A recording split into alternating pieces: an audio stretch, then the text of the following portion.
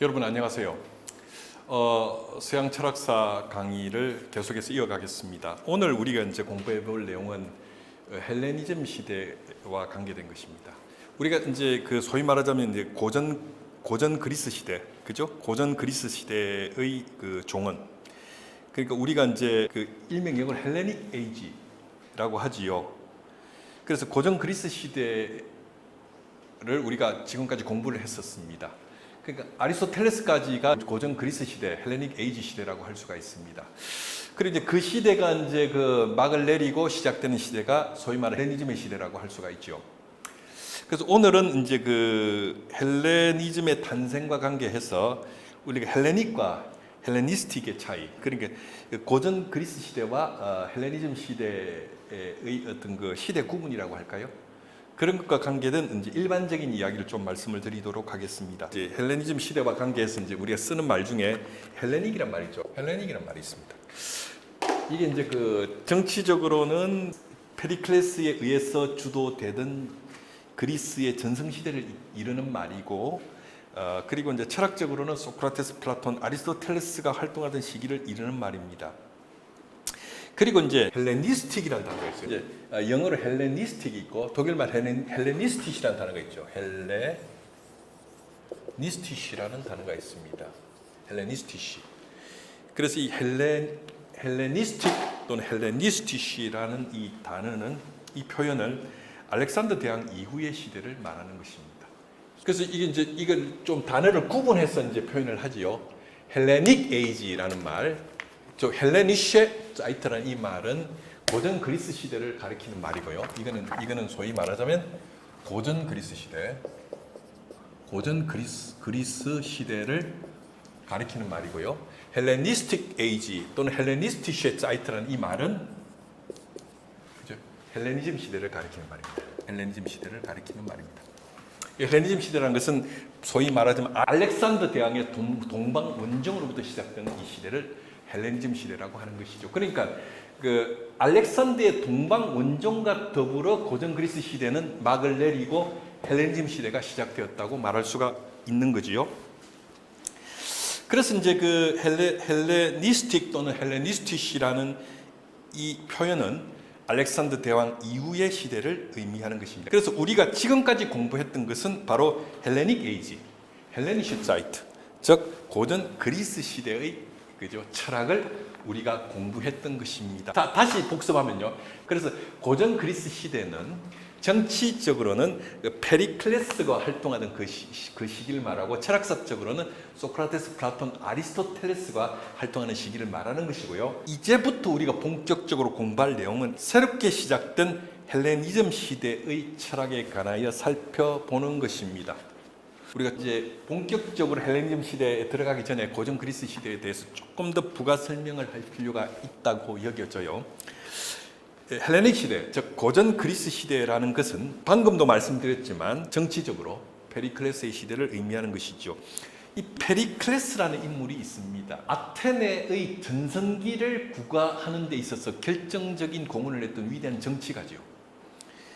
이 페리클레스라는 인물은 소위 델로스 동맹을 통해서 작은 도시 국가에 불과했던 아테네를 페르시아와 대결할 수 있는 위대하고 강성한 도시 국가로 만든 인물이 바로 페리클레스죠. 그래서 이 페리클레스 시대에 강력한 군사력의 바탕을 둔 안정된 아테네의 이러한 시국은 아테네의 문화와 문명과 이 철학을 꽃피게 하는 바탕이 되었던 것입니다. 이러한 페리클레스 시대의 아테네의 찬란한 문화와 문명의 배경 위에서 지금까지 우리가 공부했던 소크라테스, 플라톤, 아리스토텔레스로 대변되는 위대한 철학자들이 등장할 수 있었던 것이죠. 여러분, 사실 이 아테네라는 도시 국가가 그 당시 서양의 역사의 그 패권을 가지고 있었던 페르시아라는 대제국과 대결할 수 있는 그러한 강성한 도시국가가 될 수 있었던 것은 이 페리클레스라는 희대의 위대한 정치가가 있었기 때문이죠. 원래 여러분, 정치적으로 안정되어 있고 그 정치적인 안정의 바탕 위에서 경제적 풍요로움이라는 토대 위에서만이 그죠? 문화와 예술과 사상이 꼽힐 수가 있는 것입니다. 그래서 정치적으로 안정되어 있고 그리고 사상의 자유가 있고 경제적으로 풍요로워야 문화와 예술과 사상이 꼽힐 수 있다는 사실은 이건 동서고금의 진리죠. 그는 뭐 고대 아테네도 그렇고 우리 동양의 뭐 위진남북조 시대를 거쳐서 펼쳐졌던 문화들, 또 조선시대의 그죠 영종조 시대의 조선의 르네상스 이런 것들이 다 뭡니까 정치적으로 안정돼 있고 경제적으로 풍요로웠던 그러한 그죠 그러한 어떤 태평성대의 시대 속에서 이루어졌던 문화와 예술의 어떤 창달이고 발전이었죠. 사실 요즘 K-팝이 아시아를 넘어서 전 세계의 문화의 중요한 어떤 문화 트렌드 중에 하나로 K-팝이 이미 부상되어져 있습니다. 이 BTS로 대변되는 이 K-팝의 세계적 그 약진도 어떻게 보면 2차 대전 이후에 해방된 어떤 그 피지배 국가 내지는 그 구진국 개발도상국의 국가 중에서 선진국의 그룹 속으로 약진에 들어간 예가 거의 우리나라 빼고 없죠. 그렇지 않습니까? 그래서 어떻게 보면 단기간 안에 발전한 한국의 민주주의와 어떤 경제적 풍요로움이 있었기 때문에 이 BTS로 대변되는 K-팝이 가능했던 것이죠. 동아시아에서 어떻게 보면 유일하게 민주주의를 정착시킨 나라가 우리나라 아닙니까? 여러분 이웃나라 일본이 경제적으로 뭐 대단한 나라이죠. 여전히 옛날만 못하다고 해도 여전히 그 일본이라는 나라가 갖고 있는 그 경제적 부라는 건 대단한 나라이죠. 그럼에도 불구하고 일본이라는 나라가 어떤 민주주의를 성공적으로 정착시킨 나라가 아닙니다. 그 나라 자체는 천황제로 대변되는 재정일치사에 비슷한 것이죠.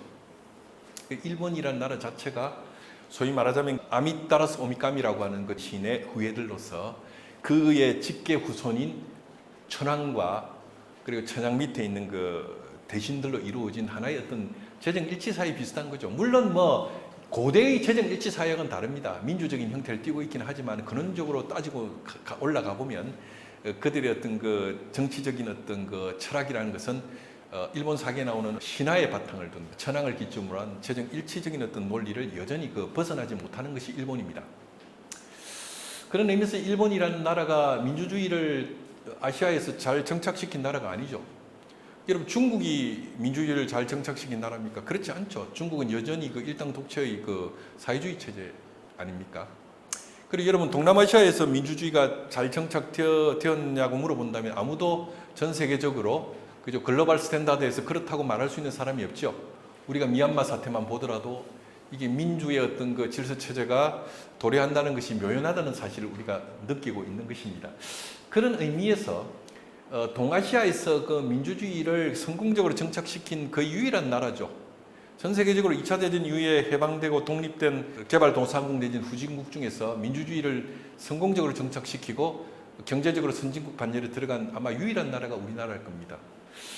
그리고 이번에 그 코로나 사태를 한 3년 겪으면서 우리나라가 K 방역이라는 대단한 방역 시스템을 통해서 국가의 이미지와 브랜드를 상당히 그 상승시켰죠.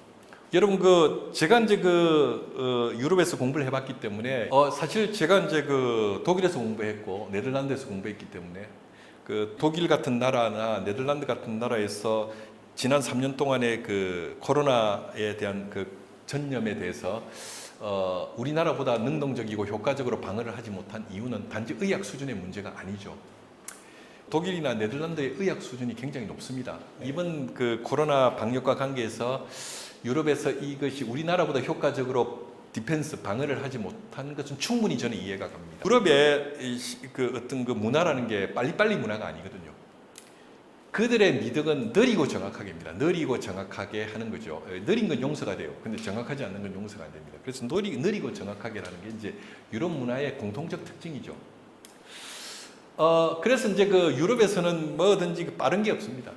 제가 유학 시절에 인터넷 한번 고장나면요. 그거 고치는데 아마 최소 한 달이 걸리죠. 한국 같으면 전화하면 바로 와서 기술자가 고쳐주지 않습니까?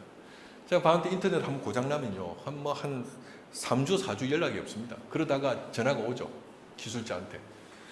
회사에서 전화가 옵니다. 그리고는 이렇게 이야기합니다. 내일 9시부터 4시 사이에 너희 집에 가겠다. 이렇게 말하죠. 그 말은 무슨 말입니까? 9시부터 4시 사이에 온다는 것은요. 그 안에 이제 언제 올 줄 모르니까 네 집에 있으라는 말이죠.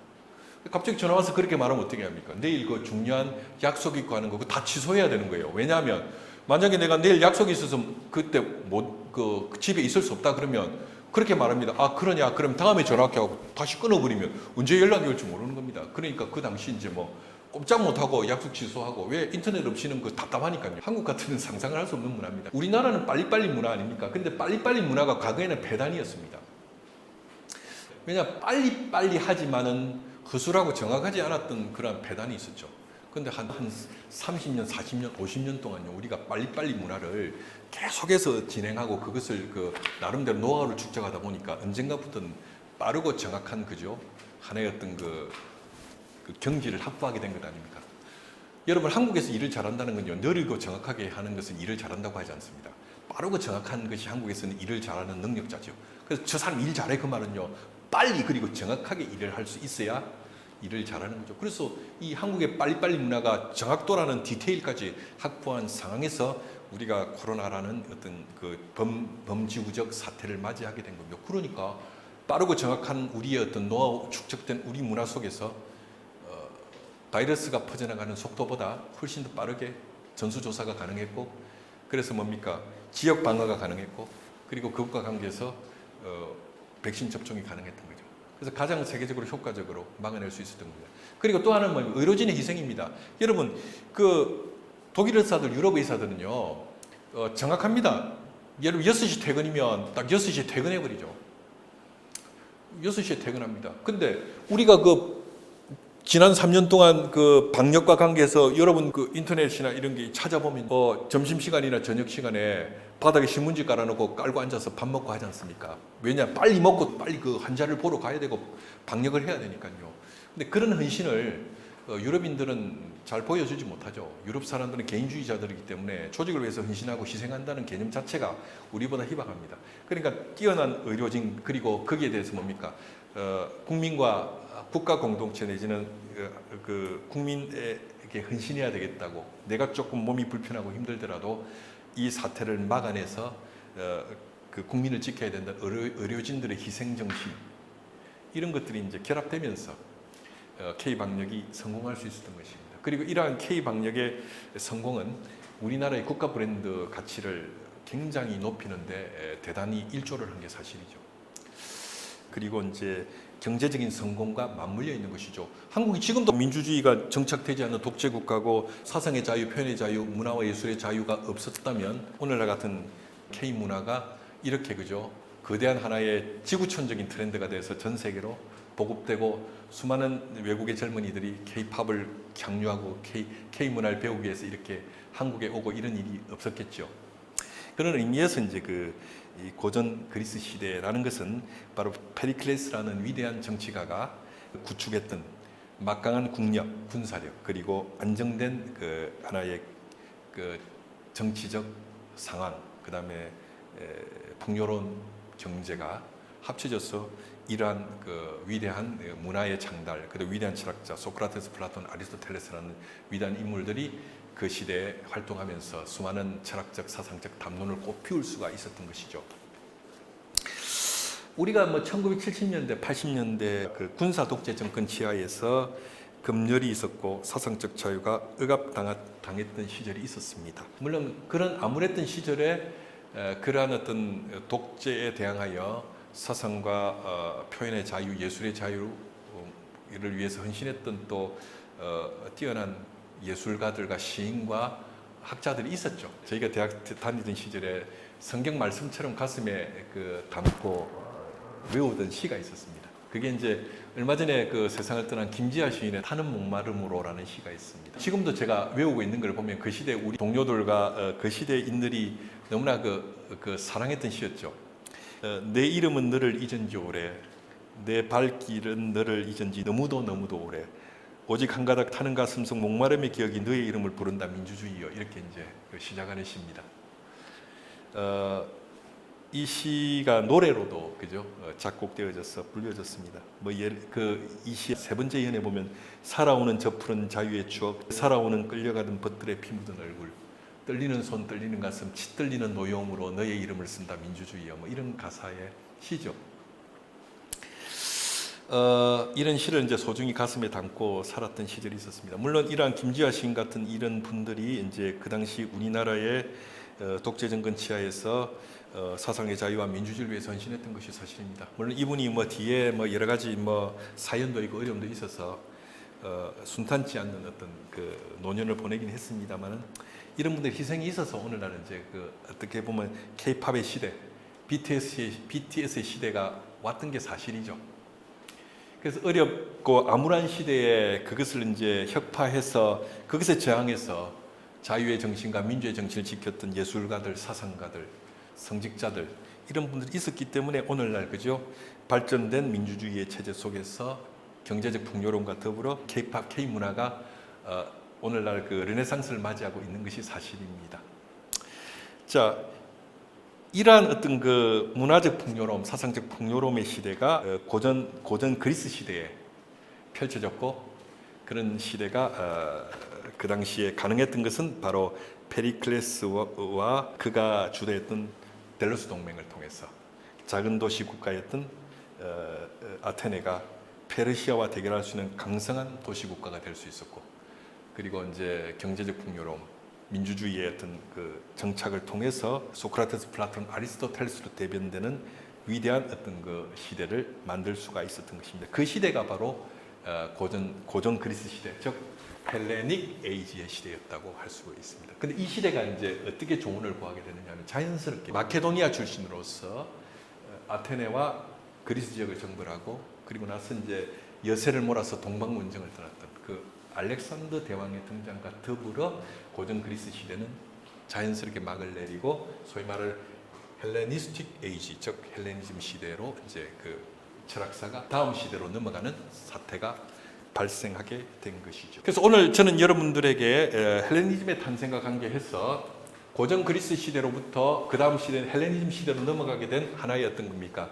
사상적 배경을 여러분에게 설명해 드리면서 페리클레스 시대와 더불어 그저 찬란하게 뽑혔던 고전 그리스 시대가 있었고 그 시대가 이제 종을 막을 내리고 알렉산더 대왕과 등장과 더불어 헬레니즘 시대가 시작되게 되었다는 사실을 여러분들에게 말씀드렸습니다. 여러분 오늘 강의는 여기까지입니다. 다음 시간에 우리는 알렉산더 대왕의 동방 원정과 헬레니즘 시대의 탄생에 대하여 좀 더 자세하게 공부를 해보도록 하겠습니다. 자, 여러분 어떻게 재미있으셨습니까? 여러분 계속해서 성원해 주셔서 감사하고요. 좋아요, 구독, 알림 설정은 사랑이죠. 이 프로젝트는 고대 철학부터 시작해서 현대 철학까지를 모두 강의하는 거대한 프로젝트 속에서 이루어지고 있습니다. 여러분 계속해서 관심을 가져주시고 경청해 주시면 좋겠습니다. 여러분 또 남은 시간도 좋은 시간 되시기를 바라고요. 저는 다음 시간에 철학과 더불어 여러분들을 만나 뵙도록 하겠습니다. 감사합니다.